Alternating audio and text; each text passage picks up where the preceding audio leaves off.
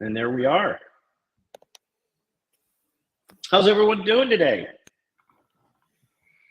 There's Rod. Awesome. So Glad to be here. we have a fabulous session for you now with three terrific panelists, one of whom is in Dublin, subject to Dublin hotel internet. So it's either that or he's actually going to dive out the minute a difficult question comes up and leave it to the other panelists, which I think is probably closer to the truth. He's got this kill button. This question's too tough for me. But I'm going to do very, very brief introductions. Our first panelist is Joe Sykora. Joe is with Proofpoint. He's one of those people in the industry that really, really thinks about the issues that we're all faced with today. He is the new chair of the Channel Executive Council, and Joe has terrific insights into what's going on and what the challenges are for everyone in distribution today. Our second panelist is Carlos Blanco. Carlos has worked in every conceivable part of the industry. He's worked for Ingram, he's worked for the vendor community, he's had his own supplier company, he's worked in multiple geographies around the world. So Carlos has a terrific insight into what's going on in distribution today. Our third panelist is Alex Ryals. Alex is with Ping Identity. He's in charge of their channels and alliances and brings tremendous expertise in that field. And we are also joined by Paul Spencer, and Paul is the channel chief with T-Mobile. So welcome all of you.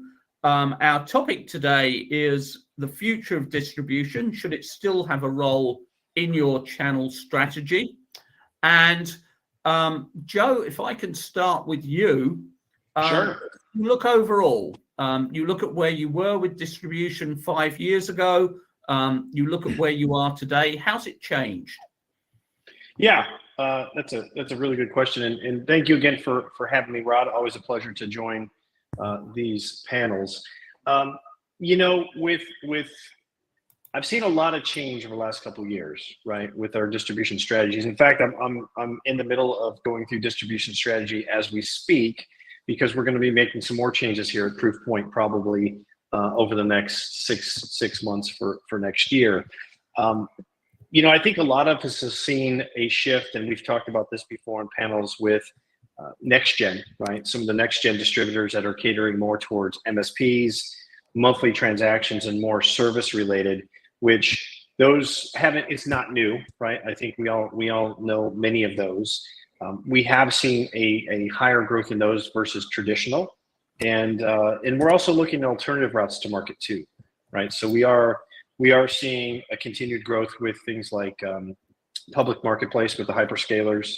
You know, either it be Amazon. Amazon's prevalent mostly in the US, but we're seeing Microsoft, of course, in international markets, and we're starting to see Google more and more too. So embracing those, I think, depending on where you're at in the world, you know, partners in partner conflict that's always something you have to manage when you look at some of these changes as well.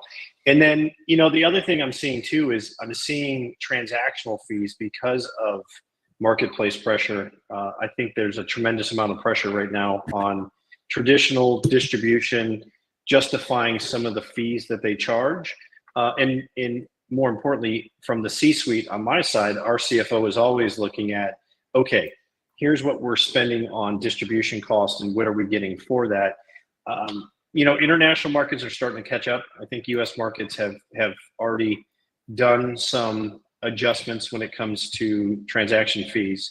But, you know, one of the things I always look at too, Rod, is, you know, distribution, depending on where you're at in the world, I mean, it's also big data, right? Traditional distribution.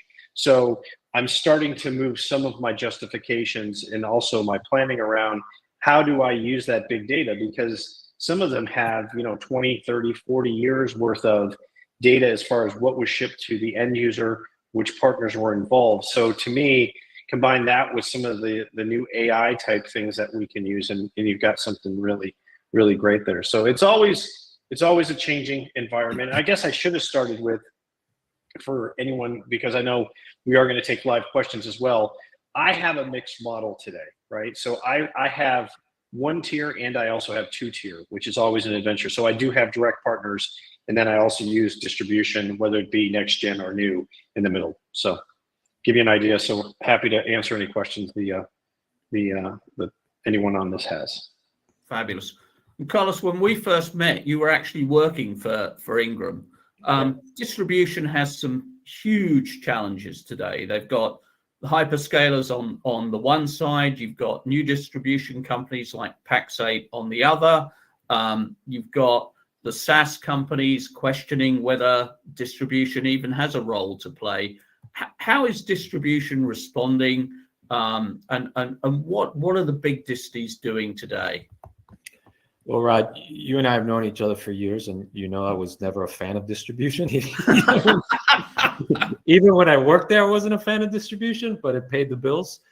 But it's interesting because I was one of the ones that rode the BOF a long time ago. And as I'm fond of saying, distribution is the world's second oldest profession. And I mean that in the nicest terms.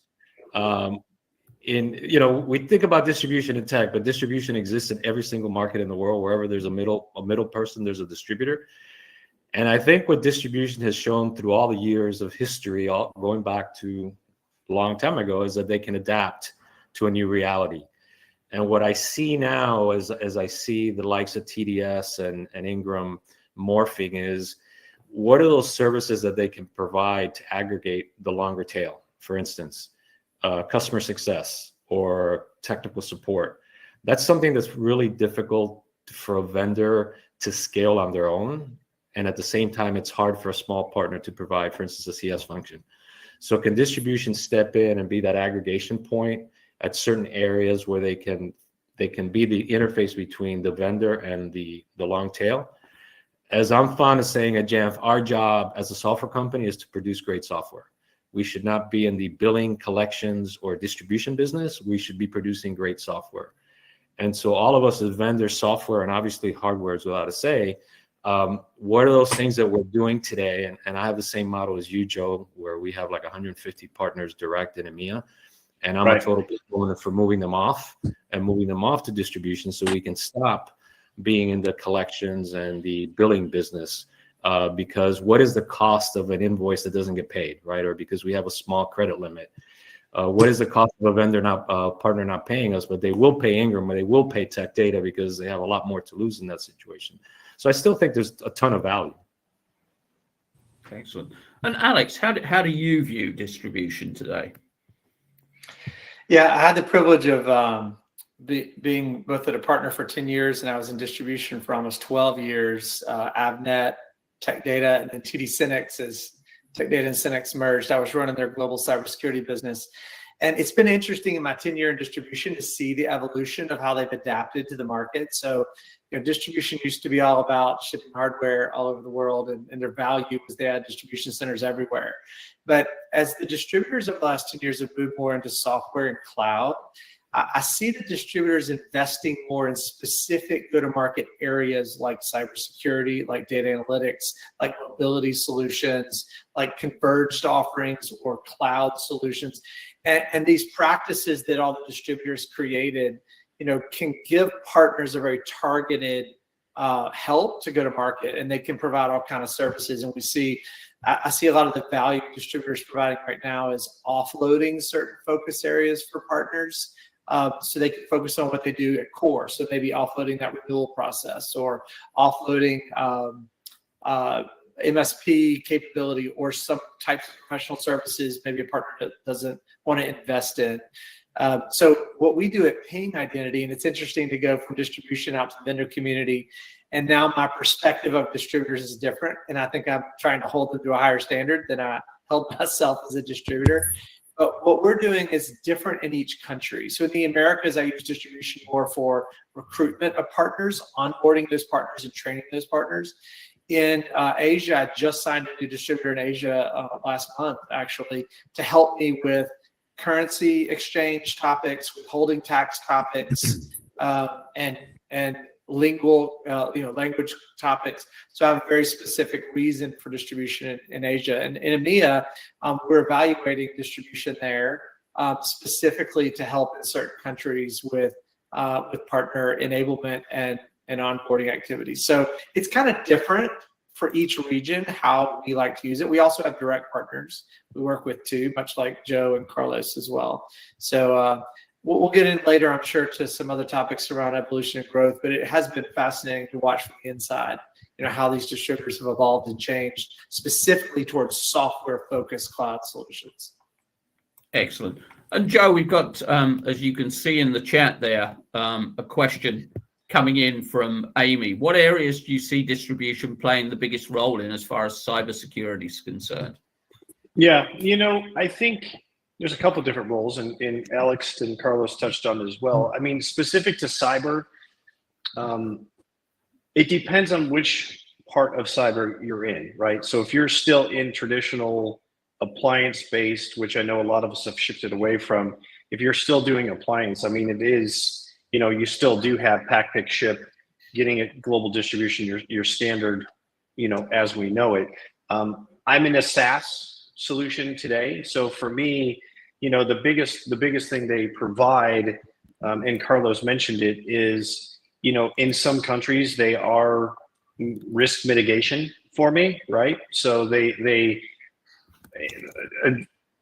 reseller may not look at their spend with me as important, but overall with a distributor, it's a much bigger deal. Now, I think the other thing, and this is something that I did launch here at Proofpoint, is we are leaning on distribution to do labs, right? And labs isn't new, meaning that giving them my technologies and then giving it to the long tail or even some of my large partners. But more importantly, we're using distribution to create that link and that joint solution with some of our technology alliances. And that's huge, right? Especially in cyber. So think of it this way, right? I'm doing email protection and DLP. I've got integrations with, let's just say, CrowdStrike, for example, because I have 5.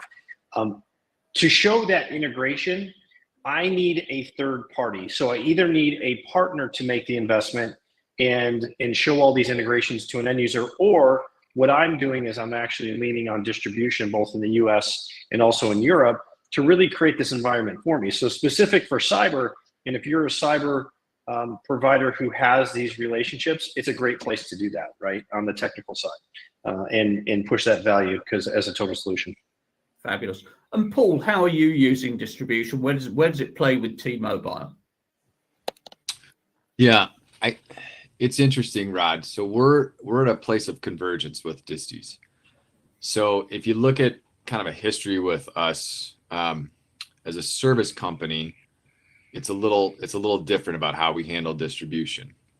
When you look at, I hate to say it, but Joe said something really smart before, but so when you talk about disties and the ones that use their data the right way, that gets really powerful when you start talking about connected laptops as an example. Disties have mountains of data around who did they ship to 3 years ago, 4 years ago, 5 years ago. So we've really engaged them on the model of, hey, how do we arrive at the same place together as your customers are potentially looking for what's the next thing? Where do I go with my business? And disties are a really big ship, as we all know. And so getting them pointed towards something really future or forward focused and really smart for their customer, besides just being a distie that marks up their hardware a couple of points and sends it out the door, that sometimes is a little different muscle for them. And that's where partnership with the disties and a third party partner like Joe was talking about too there, that's where that kind of convergence happens. And so I would tell you, Rod, if you'd asked me this question 3 years ago, I'd have said they're not really that big of a deal. Like that, it's not, we're a big company. We have direct relationships with Apple and Samsung. So we procure all of our equipment from them. So I don't really need a distie in that capacity. As we've really pushed into connected laptops, it's critical. Like we are deeply entwined with TD SYNNEX and Ingram on our go-to-market as it relates to connected laptops. And so, in fact, our whole strategy is baked around an offering through disties when it comes to that whole marketplace. So they're really, really critical for us right now. Okay. And Alex, and there's a question coming along these lines as well. If you look at the hyperscalers, I mean, you've been involved in distribution until very recently. Many distributors are creating their own marketplace. Hyperscalers are obviously in the lead when it comes to marketplaces. Where does distribution play, and how will their marketplace strategies pan out? Will they succeed? Where will they be positioned in the market? Yeah, that's a great question. So I think the real answer there, the value of distribution in a nutshell, is whenever partners want to work with multiple hyperscalers and not just one. So if you want to work just with Amazon, as an example, a partner can go out to Amazon and generate private offers to their customers and use their CPPO program, and it's relatively straightforward. But if you want to have a strategy that spans Amazon and Google, and Microsoft Azure, then things get a little more complicated from a reporting perspective. Because let's say that you're a partner who's selling to customers who use all three services, or even three different customers who each use one of the services. As a partner, you want to get a consolidated report of all the cloud spend that you need to manage on behalf of your customers, so that you can then divvy that up between your customers. To work individually with each cloud provider is a big challenge whenever your customers use more than one cloud provider. So what distributors can do is aggregate your billing and your usage data into one set of reports through a cloud platform tool that lets you then manage your downstream customers in a much easier fashion. And I think that's probably one of the biggest value points of partners who just want to go work individually with Google or Microsoft or Amazon. So in addition to that, these distributors have added to their cloud marketplaces multiple solutions from multiple vendors, right? So if your customer needs more than just cloud from a hyperscaler, they also need the cybersecurity firewall from Palo Alto added to that, and they also want email security through Proofpoint, or they also want something else. You can aggregate all that together into one cloud quote, and then the distributor's marketplace will source all that from the right vendors for you and put it all in one report, one quote that you can then turn down to the customer. So it's consolidation and aggregation of data that I think is where the distributors have a role to play. And I do see that continuing for a while. Okay. Hey, Rod, can I add one more thing? And Alex is spot on all that. One of the things, and I know this is maybe too simple, but one of the things internally, right? Because I've always used marketplaces as a route to market for many, many years. But when I got to Proofpoint, it was not being used. Having a distributor involved in some of the other programs, such like DSOR, right, through Amazon, that actually makes it looks like a more traditional transaction.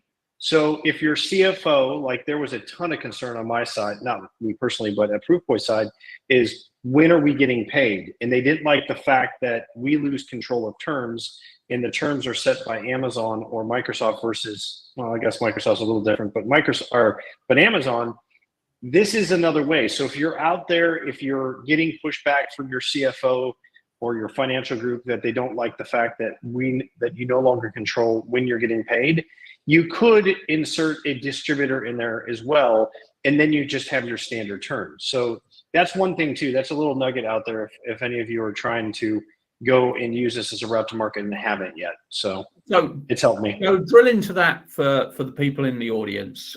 Sure. How exactly does that work? Yeah, well, so with Amazon specifically, they do have a distribution program called DSOR, right? I was up in Seattle 2 weeks ago, and we were talking about this program specifically because if you have, so first of all, Amazon sets terms for end users. We don't have any control. None of us do out there. That is set by Amazon. And you're not going to know until your salesperson asks, what are your terms? If the end user has terms of 120 days or 90 days, 120 days, something that you're not comfortable with, you could use distribution, and distribution will actually give you normal terms. That's one of the other value points. So if you have net 60 with let's say Ingram Micro or TD SYNNEX, you're going to get paid, and you can actually potentially recognize it as a different type of revenue recognition as well. So it's more traditional business. So if you're dealing with a CFO who isn't into alternative routes to market like marketplaces, which they all should be, but you'd be amazed how many don't. That is something you can make it look like a more traditional transaction. So does that make sense? It absolutely does. Yeah. And Alex, there's a question coming in here. I see the value of distribution to a tier 2 partner for aggregate billing, but I'm still struggling to see the value to a vendor when you still need to pay the 3 hyperscalers separately. What's your view on that one?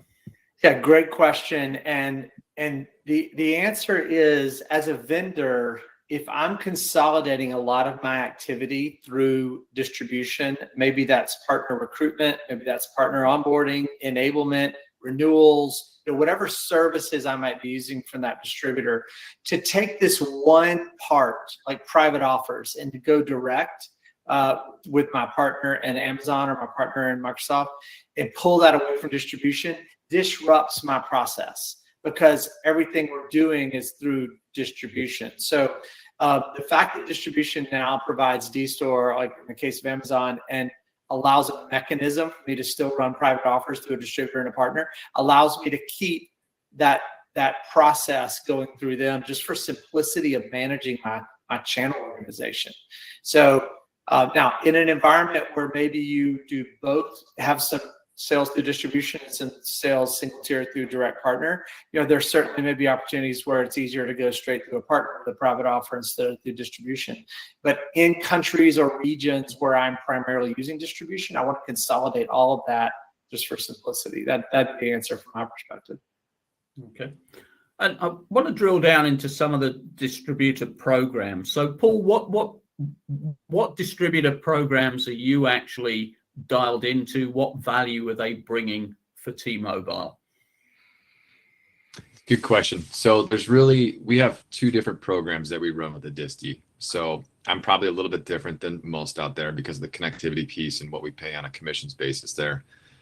I'm going to use them in the framework of working through their sub agents that they would have attached to them. That is around a commission basis. So if we're selling business with them or they're bringing us business, there's a connectivity piece, which we pay a commission for. The second piece is going to be, there is just them as just a straight hardware distributor, just distributing products and services that are out there. And those are handled entirely separately, if you will. My team kind of oscillates back and forth over both of those as we go to market with different strategies. So when I look at like programmatically, what do we do? The 2, like if we're just talking about the big 2 and TD and Ingram, they behave incredibly different, I think, as we all know. In TDS, having gone through their acquisition 2 or 3 years ago and watching them come out the other side now, they're doing some really interesting things, I feel like, as they've sort of gotten their legs underneath them coming outside of the merger. And having gone through a merger 4 years ago, I have some empathy there with like putting 2 big companies together on that side. But specifically, I will use them from a hardware standpoint to go, as an example, go talk together with a CDW. You're going to get further there with that combined conversation than if I went on my own and said, hey, CDW, I want to ring the bell with you on a connectivity side. A CDW that's not really their jam when they wake up in the morning. Like they're trying to move boxes. So if I walk in there with a distributor, the conversation gets more impactful. I'll give you a third lens. If I walk in there with an OEM, the distributor and myself, those are the most interesting conversations. The most gets done because now I'm starting to optimize the overall ecosystem of partnership that's there. And I'm changing the lens at which the sales teams at the NSPs or VARs or SIs or MSPs, whomever it is, at which how they've been looking at it. And this is probably, again, a little bit different for me, but like not every partner out there is looking at things from a connectivity standpoint, but we're living in a world where everything's connected. And so like people have to start to evolve, and they're looking to, in my opinion, the disties to say like, help me understand how I go to market. So there's a really good marriage there that's kind of going on out in the marketplace where the disties need connectivity help or they need expertise from that perspective. And I need their help from a distribution perspective, not just purely just as a hardware distributor, but as a connectivity distributor. Mm-hmm. And Rod, to build on what Paul said, if you're selling to the DMRs, CDW, SHI, Insight, and you're not a top tier vendor, if you're somewhere in the 50, 60 range, they don't want to buy direct from you. They want to source through Ingram or Tech because they get such advantage terms and bidding that business year. 1 year goes to Tech, 1 year goes to Ingram, and they aggregate all those purchases through them. So you will be forced into distribution no matter what. Mm-hmm. I'll give you another, just to add on to what Carlos was saying. This was really interesting. This happened a week ago. We were on the phone with an OEM, and the conversation was around CDW as an example. Now, I may say I want to have a really big partnership with CDW. It could be Insight or SHI or anybody else too, by the way. We'll just use them as the placeholder here. So I may say I want to go really big, and really big to me may mean $100 million business over the next 12 months. That's great and all. The OEM I'm sitting with goes, well, we have a $2.5 billion relationship with them. So to Carlos's point, if I walk in with that OEM, it just changes the lens at which we're viewed, because to get executive engagement, to get programmatic work, marketing dollars, MDF, all of those things aligned and get things sanitized through their machine, you have to have the horsepower of somebody else who can kind of help you there. So it's that ecosystem of partnership play, if you will. Mm-hmm. And Alex, putting you on the spot as an ex-distribution guy, I want to take part in a distribution marketing program, sales program, whatever it happens to be. How negotiable are the distributors? I think there's definitely negotiation there to a point, but because distributors work with so many partners, like in my business at TD SYNNEX, I had 250 cybersecurity vendors and 20,000 partners globally we worked with. So obviously I need standardization and to scale. So when it comes to sales and marketing programs, typically we would come out with a set of choices of marketing programs at the beginning of every year and say that here's the way, like in the cybersecurity example, here's all the cybersecurity programs you can participate in to different levels. And there's different funding levels depending on the partner and how much money they want to put into that, or the vendor that's maybe going to sponsor a certain number of events that year for the partner community. So we definitely offered a point of view on sales and marketing program cost and tactical included items, right? But there was also generally a customization option to it. So we oftentimes would work with partners on specific marketing plans, as an example, within certain guardrails. So whatever type of event we do, the point is it needs to be an event that maybe costs $20,000, $25,000 and is going to service X number of clients. Whether we do that at a restaurant or do that at Topgolf, like there can be flexibility. But I do need to have programs that are set aside with some specific guidelines that help us stay within a budget range and a number of partners we can service with the least amount of programs. Mm-hmm. So we've talked, there's various sides to distribution. And Joe, I know you've been working recently with a company called Pax8, yes, who are a very new distribution partner.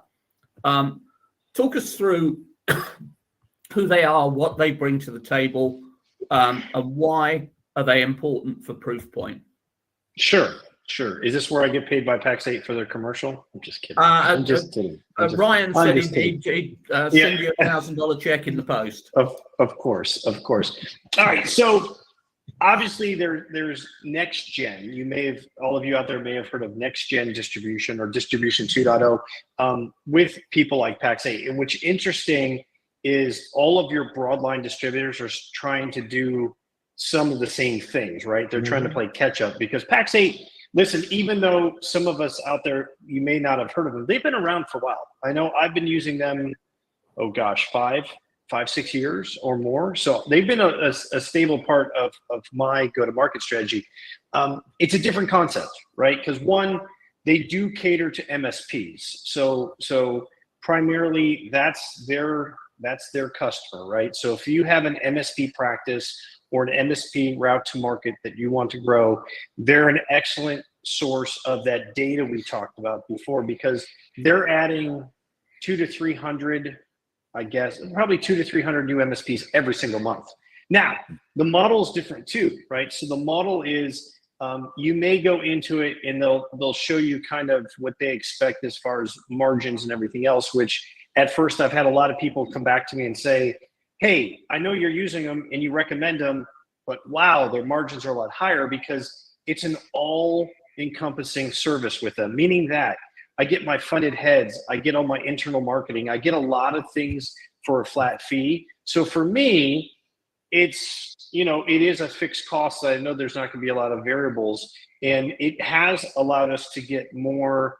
I look at account manager penetration whenever I look at distribution or partners, how many of their sellers are selling my solutions. I'm going to tell you right now, it's 100% at PAX 8 are selling my solutions in the last 6 months. So that's pretty cool. That's pretty awesome. So it is a different model. They are for the MSP. So you may ask why would an MSP go to them?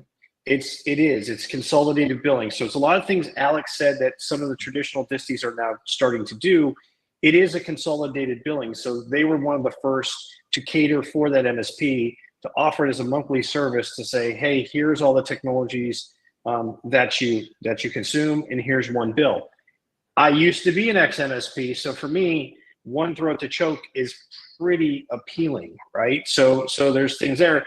And then they also do testing of what works together. So it is solution selling. So what they'll do is they'll say, okay, Proofpoint, you guys have a really strong relationship in helping protect Microsoft, email.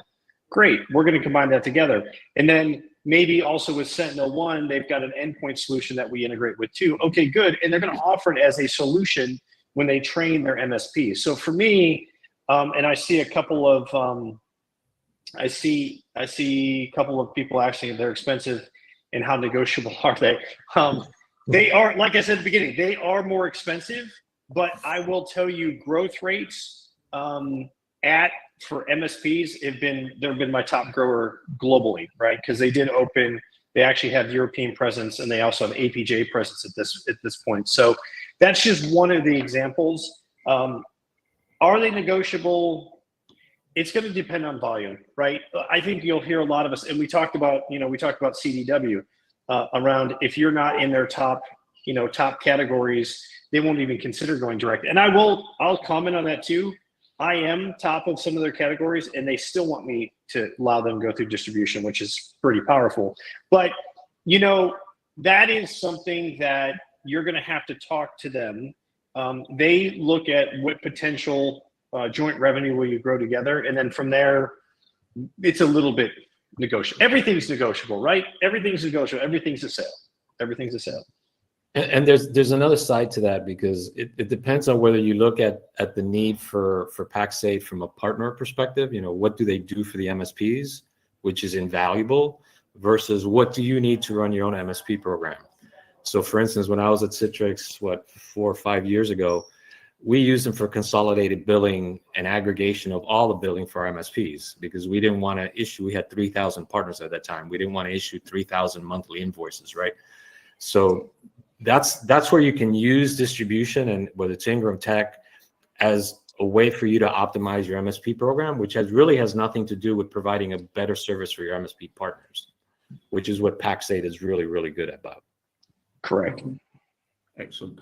And Paul, just bringing you into this a moment, just explain we've had a couple of questions about TSDs in the chat. Just explain the TSD model. We also hear they used to be called master agents. They've changed their name. Basically, what do they bring to the table? And a lot of them are saying, okay, we're moving out of just the telecom area, and we're going to be moving into software, SaaS, etc. What success have they had there? Good question. So I'll try to make sense of this. It's a little funky. So in my program, like Joe and Alex and Carlos, I think you guys said it, like you run multi-tier. I definitely run multi-tier. So I have a disti. It's not so much a tier, but how they behave. You got a disti like an Ingram and a TD Synnex.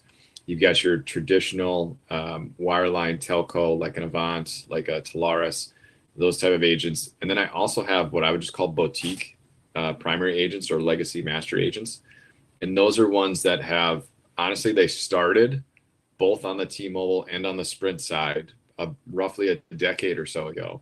They were simply the smarter ones probably who said, hey, I'm going to leave the corporate America. I'm going to go open up my own shop.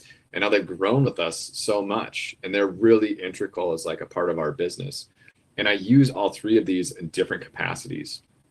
I have two, or well, we call it three other direct relationships that are out there together. So in total, from like a primary or aggregation tool of how I go to market with 4,000 partners, I have 13 partners. That's not 13, that's 6, by the way. But I have 13 partners that we consolidate everything through and how we go to market with those 13. And I use them differently too, if that makes sense. So like kind of like I said at the top, connected laptops, a lot of that is going to go through disties. When I get into fixed wireless, a lot of that's going to go through a Telarus or an Avant or Sandler, like the traditional Intelisys, like the traditional telcos. And then if I get into anything else that's kind of different, funky, all that other stuff, a lot of MSPs and kind of how we ingest that inside of our shop is a little different. Then I'm really leaning on my let's call them, and boutique doesn't mean small, by the way. They're my biggest partners in terms of activation revenue that we work together on. But I also call my boutique ones. They're the ones that they literally know, like, okay, who's our sales director in enterprise in the Northwest? And they can pick up the phone and they call Darren because they know him. Like they're that integrated into our business. So they're all, it's kind of a 3-tiered model from that perspective, but the balance of it, which is fun every day, because when you do something to one, everybody else calls you within 30 minutes and is super excited about the decision that you made. But the ecosystem of how we go to market, I'm always looking at how do we just go reach as many customers as possible. So that's why I use those 3 tiers. Excellent. And distributor programs, I want to go back to that. Carlos, distributor programs, which ones were you using at Jamf? Why and how effective were they? Okay, back in the day when I ran marketing at Ingram, I don't know if people know this, but for every dollar that I took in, I kept 65 cents as profit, and I ran the program on 35 cents, whatever the case may be. So I'm not a huge fan of distribution programs unless you pay based on results. For instance, recruiting for one, as you know, Rod, I started Next Level many years ago, and we did a lot of recruitment, and we did it at the expense of distribution because we did a better job. At the end of the day, we were hungrier and needed the money more than an Ingram or Tech did. So there's a lot of third-party services today that can provide a lot of the services that distribution provides. It can do a better job. The challenge is that your money is tied up with distribution. It's much easier to turn on the distribution machine to do an enablement campaign or recruitment campaign than it is to go through your own procurement process to go contract with a third party. So my advice has always been to vendors using distribution, be very careful the programs you participate in and try to make them as customized as possible and as much paid for performance as possible so that you don't get grouped into a very expensive program that doesn't really yield results. Mm-hmm. And Joe, international distribution, people typically, if you look at the traditional disties, they've got maybe 3 distributors they're working with in the US. You then go to Europe, which is roughly the same size in terms of population, etc. People have 50, 60, 70 different distribution companies. Sure. Why is that? Is that the way to go? And how do you see that changing if you do see it changing? Yeah, well, that's the $1 million question I think a lot of consultants get paid for, right? So my approach to distribution to international markets has always been pretty simple. I try to find a broadliner that covers as many countries as I can in each of the theaters, right? So that's more for transactional and just raw coverage, especially if I have an enterprise deal that's going to it's going to involve many, many countries. So I always look at some type of broadliner. And then with the broadliner, I also combine that at least with one true VAD, right? A value-added distributor, which is simply in-country, speaking the local language with local relationships. And that's been my strategy. Now, because of that, again, this, Rod, there's so many countries in international that does add up to a lot of distributors. So I think, that's a strategy that's worked for many of us out there for many, many years. I don't see moving away from it. One of the things I am seeing, cloud marketplaces, right? The hyperscaler marketplaces they're starting to gain traction in international markets. In fact, if you look at Australia, New Zealand, I mean, obviously Amazon's very, very prevalent. I see 2 to 3 deals a week coming out of my team from ANZ. And then also in parts of Europe, right? In your main, if you look at France, if you look at the UK and you look at Germany, the 3 big markets, they're also doing well there, and along with the Middle East. So, your distribution strategy is all about what results that you want to see. And I will tell you, a broadliner, obviously, if you want just transactional lower fees, sure, you can negotiate it. But if you want the long tail and you want someone to do more than just process, right? If you want them to run, for example, there's many countries that I don't have channel presence. I lean heavily on my distributors because they're my representatives. So I pay them more, right? So that justifies more margin. And when it all comes down to it, right, I use 3 buckets, right? Whenever I do strategy, I use 3 buckets on how you want to use a channel, which is, you have channel run rate, which is no touch, low touch. You've got channel co-sell, and then you have channel fulfill. If you put things in those buckets, it starts to make sense, right? And, I'm happy to talk offline because I know that we're running out of time, but international don't think of it as you can apply a US model international. You'll fail very, very quickly. And yeah, the other thing too, listen to your partners, that constant feedback loop from partner advisory councils and even end user advisory councils as well. Okay. So as Joe said, we are running out of time, but Paul, if you look at your distribution strategy today, and you look at where you think it might be in 2 years' time, what are the big changes that you're going to see in that strategy? So I'll answer it in 2 ways. I think the disties still have a little bit of work to do to become more high touch. They tend to be, I think Carlos just said it before, they tend to programmatically go to market via a marketing program. So, hey, give me 500 grand, give me $1 million, and then we'll do X, Y, and Z. And I feel like those are a bit antiquated models. I don't think as a vendor, you're really getting value out of there.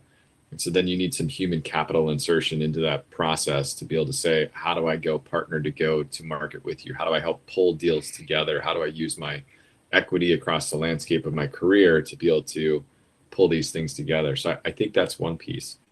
I think the second really big piece is around automation and really integration. And I, toss out the word AI here, which somehow we got through the whole call without talking about AI. But listen, I was waiting for it, Paul. I was waiting for it. Nice. And that's this is just fact, but Ingram's further down the path than TD SYNNEX is on a digital platform with their exchange platform that Paul Bay rolled out a couple of years ago at Ingram One. And TD SYNNEX is working on some stuff there too, but the more you can make it easier for the partner, who is really the customer here, the easier you can make for the partner to pull together complex deals in a digital or AI-driven platform. I believe that's who's going to win out. So if I had a crystal ball, that's what I'd be saying for folks online. Like, go look for the distie that fits your model relative to that has digital capabilities, that you can pull together complex deals. It's a little bit what Alex was saying. Like, how do you go pull that stuff together and make it simple for the customer? Super. Alex, same question to you. If you look at distribution today for Ping, you look at it in 2 years' time, what do you think the major changes are going to be? And for us at Ping, it's going to be more investment in Europe, specifically around distribution, trying to help with language challenges in certain parts of Europe and partner recruitment.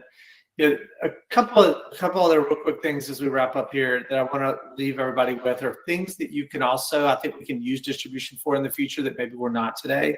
Number one, distributors have so much customer data. They know everybody who's bought everything. So reach out to your distributor and ask for targeted information about what customers should I target. Customers have bought X in the past. That means they have a high propensity to buy Y next from me. Then ask that question. Use their mass data stores of customer buying decisions to target your sales approach.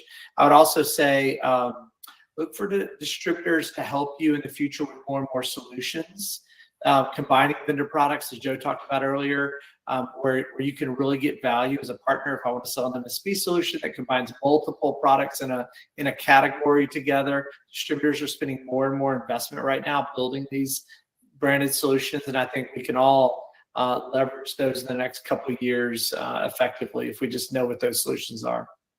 And Joe, we're over time, but a quick summary. Where do you see it headed at Proofpoint? Yeah, I tell you what, I'm actually going through some serious pilots right now of handing them the bottom end of my business. So, there are a few vendors that have done that as well, is made a segmentation call. And I think that is something serious to consider on my side, because I've always been enterprise and I'm starting to go downstream some. So it'll be interesting. Obviously, I've had relationships with disties for 20 plus years, actually almost going on 30 years, which is crazy. So obviously I have that trust there as well. So I'll continue to use them for big data, right? I think if you're not using it for the data, that is something that you're definitely missing. I know a lot of us have mentioned that today.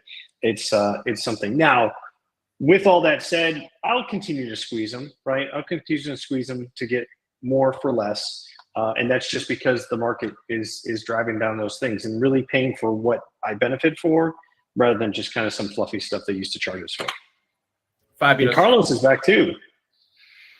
I'm not sure Carlos can hear us. He should be cracking a bottle of wine. Joe, Alex, Paul, thank you very, very much for some great insights into where you are and how you're handling distribution and where you think it's headed today. So thank you very, very much indeed. There'll now be a short break, and at 11:15 Pacific, we have the role of the channel account manager is changing rapidly. What are the key skills needed to thrive in a fast-changing environment? And in the other track, deal registration, our panel discusses whether it still has a place in today's partner ecosystem. But Joe, Carlos, Alex, Paul, thank you very, very much indeed.